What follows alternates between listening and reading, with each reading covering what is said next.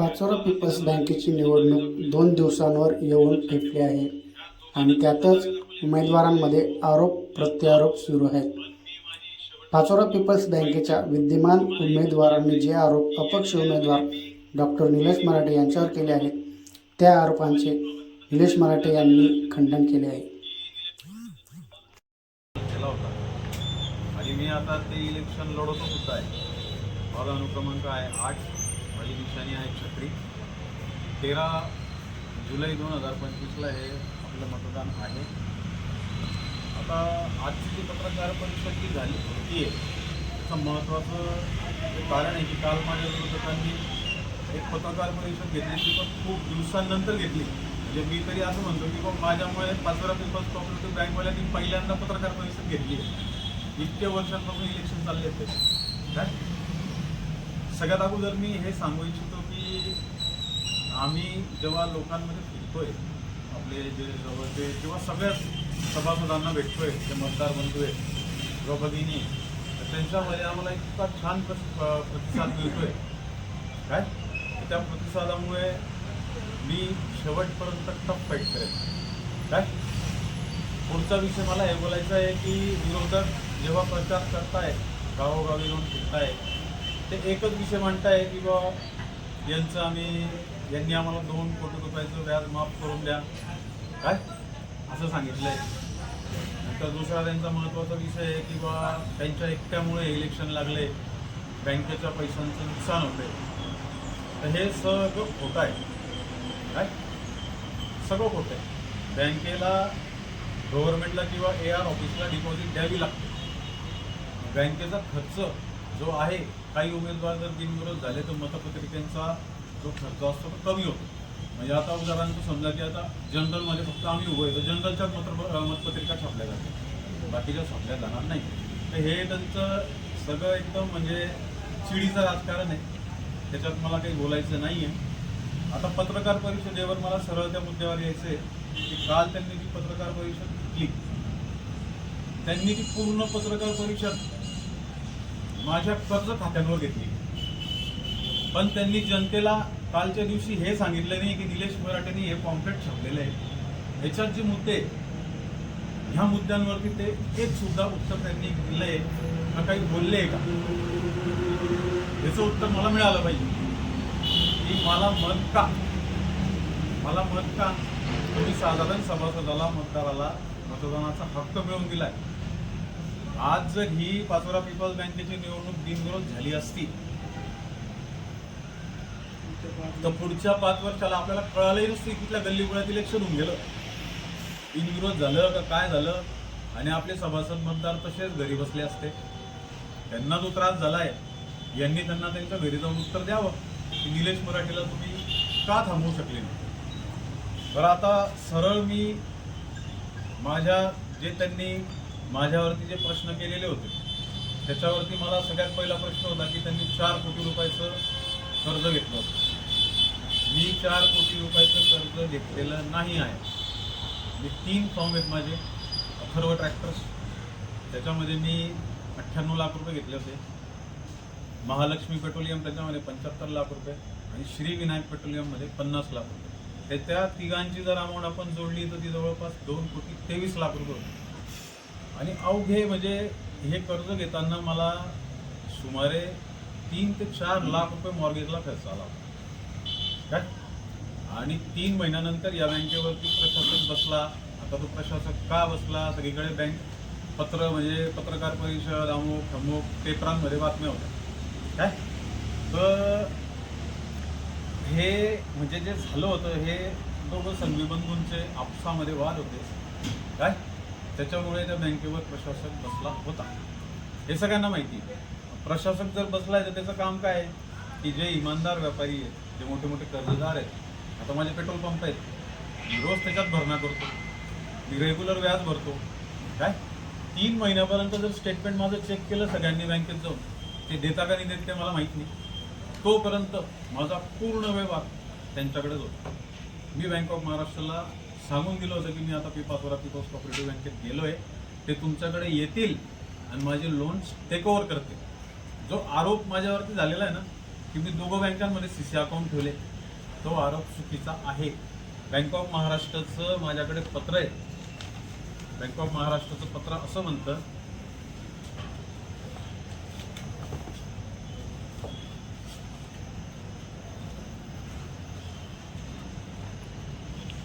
बँकेने bank of महाराष्ट्राला पत्र दिलं होतं की म्हणजे मराठे फॅमिलीचे तुमच्याकडे जे लोन्स आहेत किंवा जे करंट अकाउंट्स आहेत ते तुम्ही क्लोज करा आणि तुम्ही ते तुमच्याकडे ठेवू नका. त्यांनी आमच्याकडे CC अकाउंट घेतलेले आहे. तर बँक ऑफ महाराष्ट्राने त्यांना सरळ सांगितलं होतं पत्रामध्ये की बुवा 2012ला हे अकाउंट्स माझ्याकडे ओपन झालेले आहेत.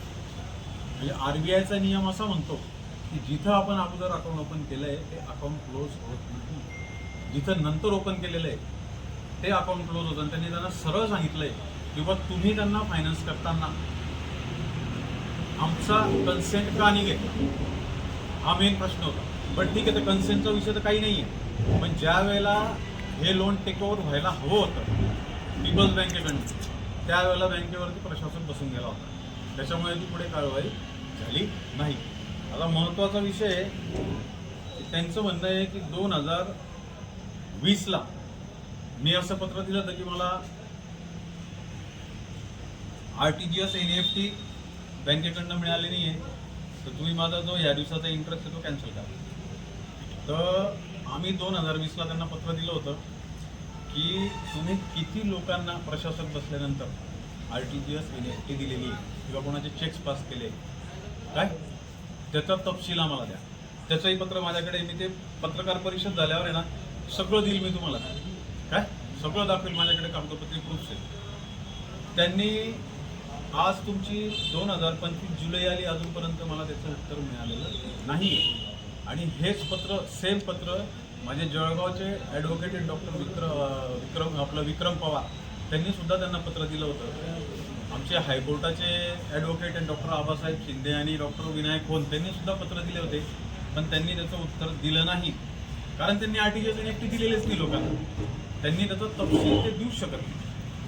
आता त्यांचा एक पुढचा विषय असा होता की DRTचा जो त्यांना स्टे मिळालेला नाही.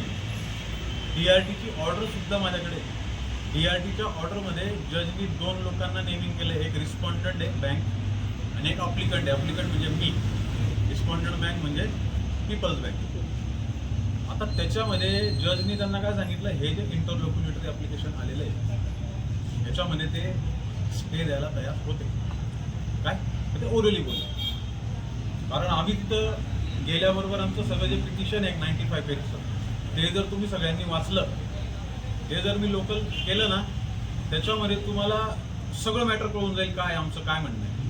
ते मी कुठेच म्हटलेलं नाही किंवा हे मिसकॅल्क्युलेशनचं केस आहे.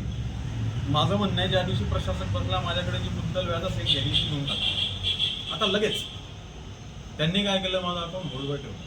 कारण त्यांच्याकडे 1.5 वर्ष कोणी बसलेलंच नव्हतं. काय त्यांच्याकडे प्रशासक बसले होते किंवा त्याच्यानंतर त्यांनी ह्याच बॉडीमधला एक जण बसवलेला होता, काय ह्या पॅनलवरचा एक वकील होता, मला त्यांचे नावं घ्यायचे नाही. काय आता रिस्पॉन्डंट बँकनी जो वकील आहे त्यांनी त्या ऑर्डरमध्ये जजला काय सांगितलं, जजनी मेन्शन केलं आहे की आम्ही यांच्या प्रॉपर्टीला कुठल्याही प्रकारचा थ्रेट नाही आहे आमच्यापासून. तर यांना घाबरायचं काय कारण. यांनी जर पत्र दिलेलं आहे किंवा पिटिशन दाखल केलं आहे की बा हे पैसे भरायला तयार आहे, काय त्यांना पैसे भरू द्या, आम्ही त्यांची प्रॉपर्टी प्रोसेस करणार नाही. मग जजनी काय केलं, आमच्या अप्लिकंट वकिलांना काय सांगितलं की तुम्ही पेमेंट भरा, 2 अकाउंट त्यांना तिथं क्रिएट करायला लावा, पेमेंट भरा, आणि जर यांनी तुमची प्रॉपर्टी प्रोसेस करायचा प्रयत्न केला तर यांच्याकडनं तुम्हाला 15 दिवसाची प्रायर नोटीस येईल बँकेकडनं. काय तुम्ही माझ्याकडे वापस या, मग मी इंटरलोक्युलेटरी ॲप्लिकेशन तुम्ही करा आणि मग मी परत तुम्हाला तुमच्या याच्यासाठी शील्ड देईल. त्यांनी अगोदर मला शील्ड दिलेलीच आहे, आता परत त्यांनी मला एक शील्ड दिली. आता मी ते दाखल करून टाकलेलं आहे. मला त्या गोष्टींना मी बिलकुल घाबरत नाही. मी माझ्या पहिल्या पत्रकार परिषदेपासून सांगतोय की ही निवडणूक माझ्या स्वाभिमानाची, माझ्या प्राणप्रतिष्ठेची, माझे जे कोर्ट मॅटर केसेस आहेत ते मी माझ्या मेरिटवर लढतोय आणि मी लढणार. कोर्टाने जर मला सांगितलं पण किंवा हा निकाल आहे, तुला एवढे पैसे भरायचे, मी 10 days ते पैसे भरून टाक. मला कुठल्याही गोर गरीब सभासदाचे पैसे डुबवायचे नाही आहे. माझे वडील आहेत सहजासहजी, ते मला काय बोलले होते, आपल्याला आपलं नाव आहे गावाकडे, आपल्याला काहीच रिकामे कामं करायचे नाही. आता मी एवढं सांगतो, ठीक आहे त्यावेळेला तुम्हाला DRTने स्टे दिला नाही, पण बिफोर 21/7 मी तेव्हा ते मी जिंकून येऊ या ना येऊ, मी ती स्टेची कॉपी तुम्हाला दाखवणार आहे. 1001 काय. आता पुढचा विषय त्यांचं म्हणणं आहे की मी OTSचं लेटर दिलं होतं. OTSचं लेटर मी जे दिलेलं आहे त्याच ऑर्डरमध्ये जजनी मेन्शन केलेलं आहे की आता हे झाल्यानंतर फर्दर जर तुमच्यामध्ये OTS झालं काय, तर तुम्ही OTSसाठी प्रयत्न करा. म्हणजे त्यांनी काउन्सिलिंग केली दोघांना, काय त्यांनी समज दिली दोघांना की हे OTS जर झालं तर ही अमाऊंट त्याच्यामध्ये कन्सिडर केली जाईल. मी माझ्याकडनं पत्र द्यायला तयार नव्हतो, पण माझ्या वकिलांनी मला काय सल्ला दिला की जजनी जर आपल्याला सांगितलंय तर आपण कुठे चुकायचं नाही, कारण आपण 1,56,00,000 रुपये करून काय. मी त्याच्यासाठी त्यांना पत्र दिलं, पण OTS झाला आहे का, ते झालेलं नाही, ते होणार पण नाही. आणि मी अपेक्षित आहे की मी फक्त लिगल माझ्या मेरिटवरती लढतोय. कोर्ट जी मला ऑर्डर देईल ते पैसे मी 1001% भरून टाकेन. आमच्या फॅमिलीला तुम्ही सगळं ओळखता, आम्ही आजपर्यंत कोणाचा पैसा डुबवलेला नाही आहे, डुबवणार नाही, आणि आम्ही तसे लोक नाही आहेत काय की आम्ही बँकेची फसवणूक केली, अमुक केलं तमुक केलं. आणि बँक ऑफ महाराष्ट्र आणि दी पाचोरा पीपल्स कोऑपरेटिव्ह बँक या दोघांची जर मी फसवणूक केली असती तर नॅशनलाइज बँकेने सगळ्यात पहिले मला नोटीस पाठवली असते. आता ही जी बँक आहे दी पाचोरा पीपल्स यांनी का नाही माझ्यावरती चार्जशीट केली, हे करूच शकत नाही, करूच शकत नाही काय. आता सगळ्यात महत्त्वाचा विषय 5वा, DRT कोर्टामध्ये आम्ही आमचं शील्ड आणलं. आता अतुल संघवीन त्यांची टीम होती, मी त्यांना पहिल्या फॉर्मची नोटीस द्यायला गेली की तुम्हाला DRT हायकोर्टात हजर राहायचं. तर त्यांनी काय केलं, आपण जे लोन घेतो त्या लोन अकाउंटसाठी आपण जे कोरे चेक देतो सिक्युरिटीला, ते ब्लँक चेक असतात, टोटली ब्लँक. आणि ते कशासाठी असतात, सिक्युरिटीसाठी असतात. त्यांनी काय केलं, हा DRTला गेला कसा काय, त्यांनी माझे 3 फॉर्मचे कर्ज आहेत मी पहिलेच डिक्लेअर केलेले आहे, त्यांनी माझे फक्त 2 फॉर्मचे चेक बाउन्स केले काय. आता त्याच्यावरती कोणाचं अक्षर आहे, कोणाचं काय आहे, ते मी कोर्टात फाईट करेल जेव्हा ती ऑन बोर्ड केस येईल चालेल, बरोबर. आता ते मी माझे पत्ते ओपन नाही करणार. आता त्याच्यामध्ये त्यांनी काय केलं, 138 दाखल केली. आम्हाला 138 दाखल करायच्या अगोदरच 138 दाखल करायच्या अगोदरच मला कळून गेलं होतं की हे माझ्या चेकचा मिसयूज करू शकतात. आणि त्यांना मी पत्र दिलेलं आहे की तुम्ही माझ्या चेकचा मिसयूज करू शकतात तर तो करू नका. म्हणजे केस करायच्या अगोदर मी पत्र दिलेलं आहे, ते मी फक्त सिक्युरिटीसाठी तुम्हाला दिलेले आहेत काय. आता त्यांनी माझी मिसेसच्या एका फॉर्मवरती 138 केली आहे, माझ्या बाबांच्या एका फॉर्मवर केली, पण माझ्या बाबांचं 3रं फॉर्म का सोडलं, कारण त्या फॉर्मची मी DRT कडनं नोटीस घेऊन आलेलो होतो. त्याच्यामध्ये चंद्रचूड आपले जे चीफ जस्टिस होते त्यांनी एक जजमेंट दिलेलं आहे की कुठल्याही चेक बाउन्सची जी केस असते त्याच्यामध्ये जर समजून घ्या 50,000चा चेक बाउन्स झालेला आहे आणि त्याच्यामध्ये नोटीस लागायच्या अगोदर जर तुम्ही त्याच्यामध्ये 10,000 पण भरले किंवा तुम्ही अपिलात केलेले कुठल्याही याच्याकडे त्या मॅटरमध्ये, ते ऑलरेडी म्हणजे तुम्ही दुसरीकडे बायफर्केशन घेऊन गेलेले फायनान्शियलच्या बाबतीत, तर तो चेक बाउन्सची केस त्यांच्यावर बसत नाही. म्हणजे त्यांनी तो चेक बाउन्स करायच्या अगोदर माझ्या बाबांचं DRT मधून त्यांना नोटीस घेऊन आलो, म्हणून त्यांनी तिथं 138 केलेली नाही आहे. ही सगळी सूडबुद्धी आहे काय. हे त्यावेळेला माझ्या लक्षात आलं होतं. मला 4 घंटे मी तिथं माझ्या बाबांना आणि माझ्या बायकोला घेऊन गेलो आहे, त्यांची जामीन केली. मी स्क्वॅशसाठी सुद्धा आपल्या पाचोऱ्याच्या कोर्टामध्ये दाखल केलं, कारण मी हा विषय का बोलतोय, ते बोललेले आहे की मी ती हायकोर्टातून केस वापस घेतली. मी का घेतली ते पण मी तुम्हाला सांगतो. मी पहिले आपल्या खालच्या कोर्टामध्ये माझ्या मिसेसच्याच अकाउंटचं तिथं स्क्वॅशसाठी केस टाकली. की हे 138 बसत नाही, कारण मी याच्यामध्ये 80% अमाऊंट भरून बसलेले. त्यावेळेला जी थकीत होती ती 80% अमाऊंट मी भरून बसलेलो आहे. तर तिथं आमचे वकील होते SK शिबडे आणि आमचे बापूसाहेब. तिथे इतकं सुंदर आर्ग्युमेंट चाललं की त्या हिवराळे मॅडमांनी, ज्या जज होत्या, त्यांनी बँकेला समज दिली की ही फॅमिली चांगली वाटते आणि हे अगोदर स्वतःहून सबमिट करून 80% अमाऊंट भरून बसलेले. तर तुम्ही यांचा मिसकॅल्क्युलेशनचा जो इश्यू आहे तो बसा, सॉल्व्ह करा. त्यांना माझ्या हिशोबाने पावच नव्हते म्हणून ते स्क्वॅश करू शकल्या नाही. आम्ही सरळ त्या निकालाच्या विरुद्ध हायकोर्टात गेलो. हायकोर्टामध्ये माझे वकील होते ॲडव्होकेट विनायक कोन, ते सिनियर ॲडव्होकेट. तर तिथे हा इश्यू कसा आला, मी काय बोललो, माझ्या एका फॉर्मवरती 138 का नाही झाली, कारण मी त्याची ऑलरेडी अपिलात चाललो गेलो होतो आणि ह्या 2 फॉर्मच्या ज्या ऑर्डर्स आहेत ना कलेक्टरच्या, त्या मला उशिरा मिळाल्या जप्तीच्या, म्हणून मी तिथं जिंकू नाही शकलो. मी तिथून सुप्रीम कोर्टात जाऊ शकलो होतो. मला विनायक कोन साहेबांनी 1 तास समजवलं की बाबा आपण सुप्रीम कोर्टात जाऊ आणि ज्या साहेबांनी, चंद्रचूड साहेबांनी हा निकाल दिलेला आहे, आपण त्यांच्या समोर जाऊ आणि त्यांना हा निकाल चेंज करायला लावू की बाबा तुम्ही हे जे दिले फक्त ह्यांच्यासाठी दिलेले आहे, पण जे लोक लगेच 5-10 दिवसात पैसे भरायला तयार आहे तर त्यांच्यासाठी कोर्टामध्ये चक्रा मारायची काय गरज आहे. मी त्यांना काय सांगितलं की साहेब म्हटलं मला ही केस खूप चांगली आहे, कारण मी पैसे भरून बसलो आहे. तेच मला सांगायचे तर आपण खाली लढवून घेऊ, जेवढं लढतोय हेही फाईट करू काय. तर हा 138चा त्यांचा मुद्दा आहे. माझ्याकडे त्याचे सगळे प्रूफ्स आहे, सगळे पेपर्स आहेत, माझ्याकडे भरपूर बंचेस आहेत. 6वा मुद्दा त्यांचा असा होता की नेगोशिएशनमध्येच आजपर्यंत बसलेली मी फक्त एकदा बसलेलं आहे, तिची पण ऑर्डर आहे माझ्याकडे.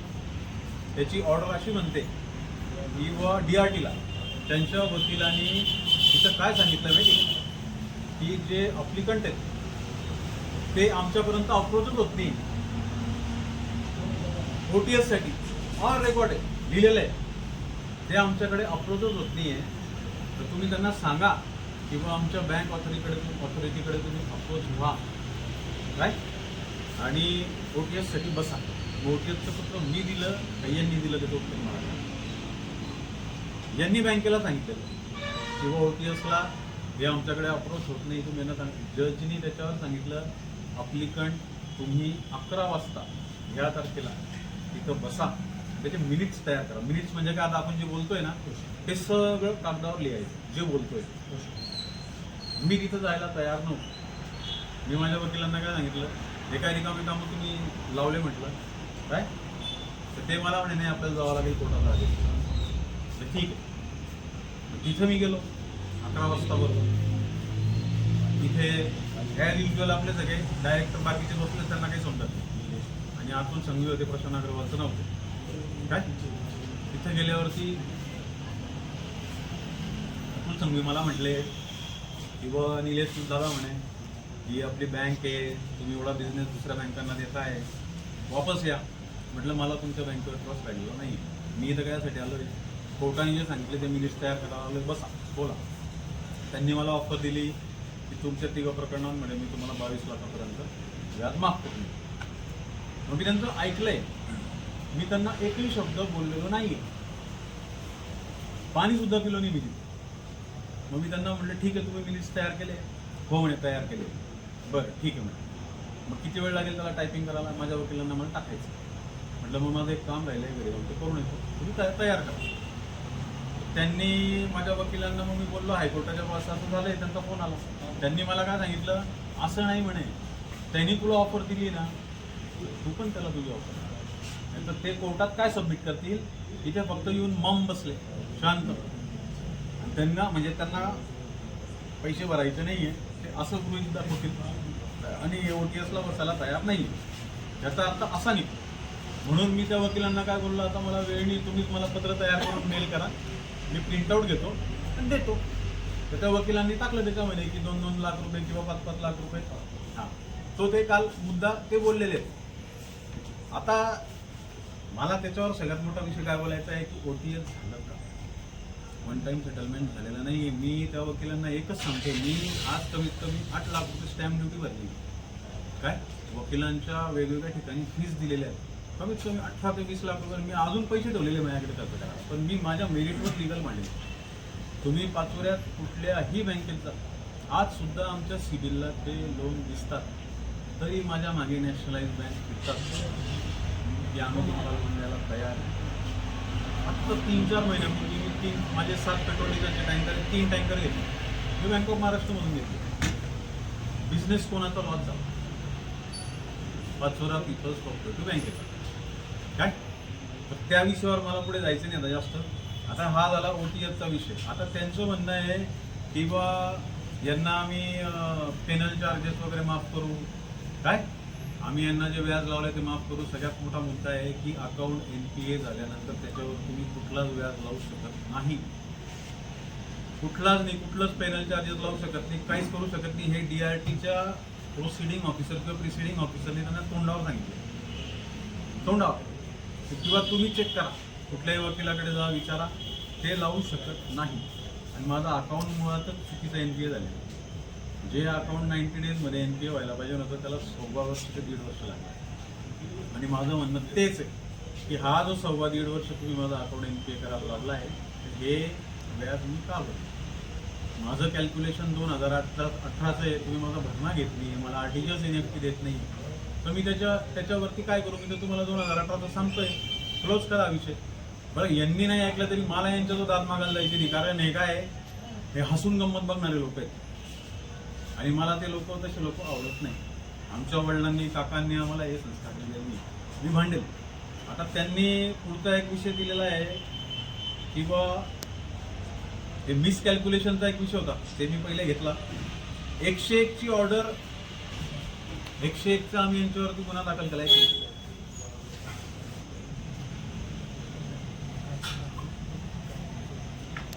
अकाउंट का नाही केलं माहिती आहे का? त्यावेळेला प्रशासक बसलेलं होतं, तर त्यांना RBIला त्यावेळेला प्रशासक बसलं तसं इकडे म्हणजे बातम्या यायला लागल्या का पाचोरा पीपल्स बँकचं काही खरं नाही. आता NPA 90 डेज नंतर का नाही केलं? तर RBIनी ती बँक सरळ RBIचं प्रशासक बसून टाकला असता, कारण ऑटोमॅटिक तिथे NPA रेट्स वाढले असते. त्यांनी असे भरपूर अकाउंटचे NPA होल्ड केलेले. मी तो म्हणतो जेवढे कर्जदार लोक असतील ना त्यांनी हे अकाउंट स्टेटमेंट चेक करावे, काय ते तुमचे अकाउंट्स कधी NPA झालेले. त्यांनी NPA का नाही केलं? तर हा सगळ्यात मोठा विषय की त्यावेळेला जर त्यांनी NPA केलं असतं तर RBIचं प्रशासक 100% तिथं बसलं असतं. हे माझं एक म्हणणं आहे. म्हणजे हा सगळा अभ्यास आम्ही आमच्या वकिलांसोबत बसून केलेला आहे. आता याच्यामध्ये एक विषय होता की 101च्या नोटिसा पाठवल्या, म्हणजे 138 झालं. 138 नंतर त्यांनी माझ्यावर काय केलं? 101 रिसेंट एक 7-8 महिन्यापूर्वी 101च्या आमच्या सगळ्या जे गॅरेंटर आहे आम्हाला सगळ्यांना नोटीस आल्या. मग मी आमच्या हायकोर्टच्या वकिलांना विचारलं की आता काय करायचं याच्यावर, तर ते म्हणे त्याला तुझ्यावर दावा दाखल करू दे, आमची इच्छा आहे त्यांनी करा. त्यांनी मला सजेशन दिलं की तू कोऑपरेटिव्ह बँकेत जा, तिथं तुझे दावे दाखल कर आणि हे DDRकडे मॅटर चालणार आहे, कारण ते अबाउट 10 लाख अमाऊंट आहे, ARकडे किंवा दुसरीकडे चालणार नाही. तर त्याच्यामध्ये असा विषय झाला की मी त्यांना त्या 101च्या नोटिसीचं उत्तरसुद्धा दिलं, पूर्ण उत्तर दिलं. कोऑपरेटिव्ह बँकेमध्ये माझे वकील आपलं ॲडव्होकेट विक्रम पवारांनी सगळे दावे दाखल केले. माझं सगळ्यात मोठं विन कुठे माहिती का? इकडे लिगली मी पैसे भरून बसलो 80%. त्यांनी जे काल केलं किंवा 2 कोटी रुपये व्याज, त्यांनी मला एक पत्र असं दाखवा, त्याच्यात लिहिलेलं आहे की निलेश मराठे लिहिलेलं आहे 2 करोड इंटरेस्ट, काय हे माझं माफ करावं. असं कुठलंच पत्र मी आजपर्यंत दिलेलं नाही आणि देणार नाही. मी जेही एक पत्र दिलेलं आहे ते पण का दिलेलं आहे? मला त्यांच्यासमोर बसावं लागलं कोर्टाच्या आदेशामुळे. कोर्टाने सांगितलं मी जर तिथं पत्र दिलं नसतं तर ते वेगळे मार्ग पकडून घेतला असतं. आता या 101 मध्ये सुद्धा हा सगळ्यात ऐकायचा मुद्दा आहे. याच्यामध्ये त्यांनी असं म्हटलं होतं की रेज ज्युडिकेटावर मला बापूंनी जेव्हा सांगितलं मी माझ्या 5 वकिलांना फोन केले, हा कायदा खरंच आहे का? म्हणजे सिव्हिल मॅटर 2 वेगवेगळ्या सिव्हिल ठिकाणी एकच मॅटर चालू शकत नाही. ऑलरेडी DRTने जर मला त्याच्यामध्ये शील्ड दिलंय तर ते वापस जप्तीचं 101ला करू शकत नाही. ज्या वेळेला 101ची तारीख कोऑपरेटिव्ह कोर्टात चालली त्यावेळेला 6 तारखांना यांचा वकील हजर होता. कारण त्यांच्याकडे उत्तरच नाही. माझ्याकडे त्याची ऑर्डर आहे. त्या ऑर्डरमध्ये मॅडमने लिहिलेलं आहे की no say from the respondent bank, म्हणजे तुम्ही आता से द्यायचा नाही. मी आता या अप्लिकंटला स्टे देते. तिने तात्पुरता मला स्टे दिला आणि आता ती केस आर्ग्युमेंट्सवर चालणार आहे आणि मेरिटवरती ती निकाल देणार आहे. तिने त्याच्या अगोदर त्यांना परत सांगितलं आहे की तुम्ही यांच्यासोबत बसा, हे मॅटर खालच्या खालीच मिटलं पाहिजे. पण ते त्या गोष्टीला अजून पण सांगताय किंवा ते काय रे ज्युडिकेटा अमुक थमुक, ते जरा स्वतःला ओव्हर कॉन्फिडन्समध्ये घेतात. आता दुसरा सगळ्यात मोठा मुद्दा की जप्तीची नोटीस तहसीलदारांना आम्ही ॲप्लिकेशन मार्चमध्ये दिलं होतं. त्याच्यानंतर आम्ही त्यांना परत सांगितलं, परत त्यांना म्हणजे आठवण करून दिली किंवा एप्रिलमध्ये, आणि नंतर त्यांना मी जुलैमध्ये परत 3 तारखेला त्यांनी मग काढली. तर मग असा कोणता राजकीय दबाव तंत्र आला की इलेक्शनच्या वेळेला ती नोटीस काढली?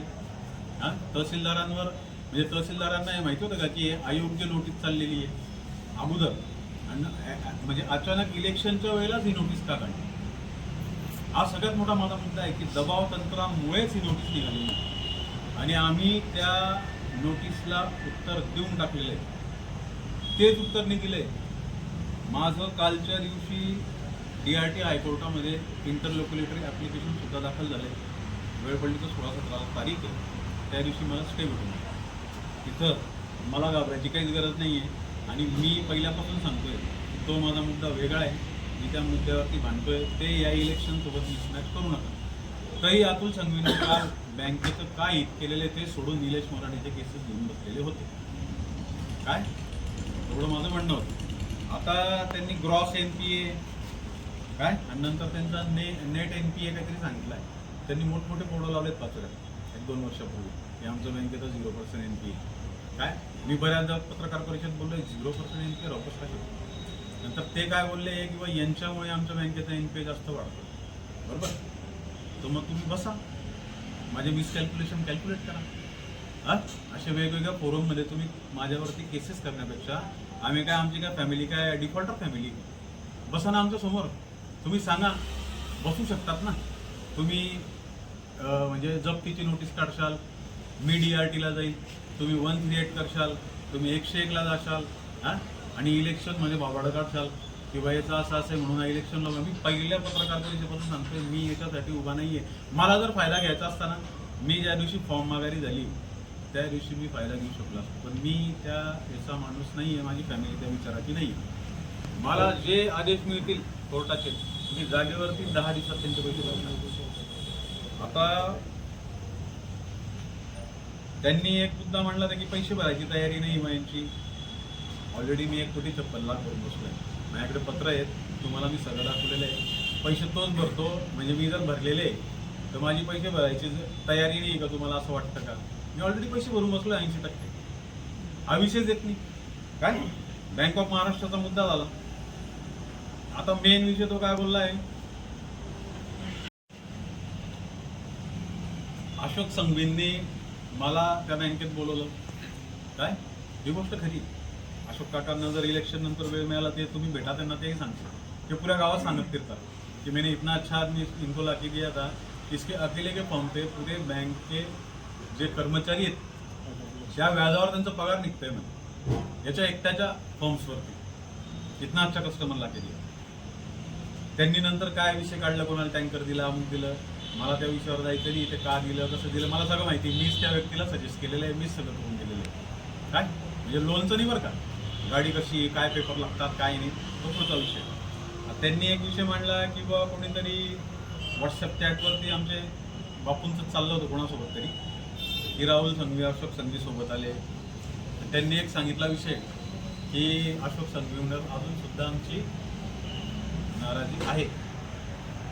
काय राहुलवर नाही, म्हणजे अशोक संघवी क्रिमिनल आहे, राहुल संघवी जेंटलमॅन. असा प्रश्न मला विचारायचा आहे. अरे दोघं बाप बेटे आहेत. हां, त्यांचे काय इश्यू, तू काय ब्लॅकमेल केलं, तुम्ही काय केलं, त्याच्या विषयावर मला जायचं नाही. माझी उमेदवारी हे माझी मतपत्रिका याच्यावर मांडा माझ्याशी. मी पहिल्या दिवसापासून सांगतोय की ह्या माझ्या मुद्द्यांवरती माझ्यासोबत भांडा आणि मला माझ्याशी बोला. ते माझे अकाउंट्स काय आहे ते मी बघून घेतो त्या मेरिट्सवरती. सगळ्यात महत्त्वाचा एक इश्यू त्यांनी काढला था एक मॉर्गेजचा, किंवा यांनी बँक ऑफ महाराष्ट्राला आणि आम्हाला सेम प्रॉपर्टी मॉर्गेज करून दिली नाही. माझ्याकडे पेपर प्रूफ आहेत. बँक ऑफ महाराष्ट्राला माझं घर मॉर्गेज आहे आणि त्यांनी जी जप्ती काढलेली आता माझ्या तिथं 3 वेगळे प्लॉट मॉर्गेज. इतकं कोणी म्हणजे विचार पण करणार नाही डोक्यामध्ये या गोष्टींचा काय की बुवा आपण इतकं कोणाला फसवणूक करू. सरळ सरळ इश्यूज आहेत. सगळ्यात लास्ट आणि महत्त्वाचा मुद्दा, त्यांनी आमच्या फॅमिलीचं सोशल वर्क काढलं. त्या गोष्टीवर मला खूप राग आलेला आहे. काय अतुल संघवींनी, मी नाव घेऊन सांगतो त्यांचं, आमच्या फॅमिलीचं सोशल वर्क काढू नाही. काय आम्ही मेहनतीच्या पैशाने सोशल वर्क करतो आणि ते कोणाला दाखवत नाही. आम्ही त्यांच्यासारखे 2-2 संस्थेचे चेअरमन बनून तिथला पैसा वापरून लोकांवर सोशल वर्क नाही करत. आणि त्याचे जर सोशल वर्क काढायचं म्हटलं ना, भरपूर मुद्दे आहेत, पण मला त्याच्यात जायचं नाही आहे. तर कृपया करून आमच्या फॅमिलीचे सोशल वर्क काढू नका. पुऱ्या लोकांना माहिती आमची फॅमिली काय, किती रिस्पेक्टफुल आहे. काय आणि मी माझ्या मोठ्या काकांना विचारून, माझ्या वडिलांना विचारून, लहान काकांना विचारून माझी उमेदवारी कायम केली. ते मला म्हणे, बरं तुला त्रास आहे ना, मागे घ्यायचं, सोडायचं नाही. आता सगळ्यात महत्त्वाचा विषय आहे ना, ते जे 2 लोक बसले होते पत्रकार परिषदला, एक आहे तारा, दुसरा आहे सितारा. या तारा सिताराला ना मी दिवसा तारे दाखवलेले दोघांना. हे लक्षात ठेवा. या दोघांना दिवसा तारे दाखवले. मी विजयी हो या ना हो, पण मी माझी शेवटपर्यंत निवडणूक फाईट करेन. आणि मला एकच म्हणायचं आहे की येणाऱ्या म्हणजे मी ही निवडणूक मी हरलो पण किंवा जिंकलो पण. आता त्यांचा एक प्रचार चाललेला आहे शेंदुर्णीला की निलेश मराठे जर निवडून आला तर आम्ही त्याच्यावर अपात्रतेचा गुन्हा दाखवू, आम्ही त्याला अपात्र करू. मी सक्षम आहे. मी मेरिट लिस्टवर तिथंही मांडेल. दिल्लीपर्यंत जायची वेळ आली तरी जाईल. काय त्याच्यामध्ये आता ही इलेक्शन जे आहे ना, त्यांना म्हणजे मी आपल्या जे बंधू आहेत, आपले जे सभासद मतदार आहेत, त्यांना मी मतदानाचा हक्क मिळवून दिलेला आहे. हा सगळ्यात मोठा मुद्दा आहे. दुसरा महत्त्वाचा विषय म्हणजे की पुढच्या पंचवार्षिकला ही निवडणूक जर बिनविरोध झाली असती तर आपल्याला कळालंही नसतं की कोण आलं आणि कोण गेलं, काय झालं पीपल बँकेचं. तिसरा महत्त्वाचा विषय काय आहे की पुढच्या पंचवार्षिकला पाचोऱ्यातले इमानदार व्यापारी, नामांकित व्यापारी, चांगले शेतकरी, सगळ्या समाजाचे जे तिथं उमेदवार उभे राहू शकतात, माझ्याकडे स्वतः येऊन मला भेटतील की या माणसासोबत आपल्याला पॅनल उभं करायचं. आणि एक लक्षात ठेवा, आताच्या ज्या पॅनल त्यांनी सहकार पॅनल जे उभं केले त्याच्यामध्ये तारा सितारा सोडले, जे बाकीचे लोक आहेत त्याच्यातले खूप चांगले चांगले लोक आहेत, एज्युकेटेड आहेत. त्यातले काही लोक माझ्या इतक्या जवळ आहेत की मी तर पाचोऱ्यात फार कमी येतो तरी आमचे सगळे फॅमिली येतात, बसतो, बोलतो. तर त्यांचे माझे संबंध खूप चांगले आहेत. पण त्या लोकांनी हे दोघं डिझर्व नाही करत त्या पॅनलचे प्रमुख. एवढंच मी तुम्हाला सांगतो. काय